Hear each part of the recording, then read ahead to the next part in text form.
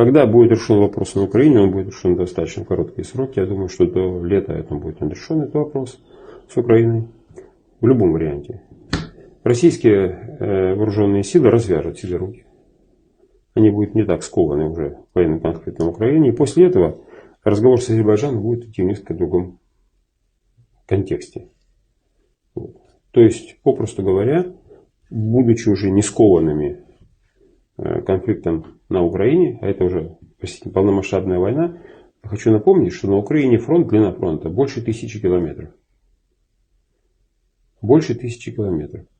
Если добавить туда еще, гипотетический фронт в Белоруссии, то мы получаем полный фронт Великой Отечественной войны. Чтобы было понимание, какой масштаб конфликта на Украине.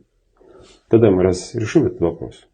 Причем, как вы помните, Великая Отечественная война — это массовая мобилизация, это переход на военные рельсы, промышленность и многое-многое другое.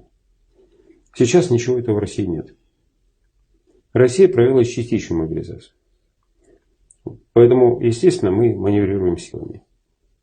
Вот. Мы, когда закроем этот 1000-километровый фронт, мы разберемся и решим вопрос с Азербайджаном. Пока, сейчас, Россия работает с Азербайджаном по дипломатическим каналам.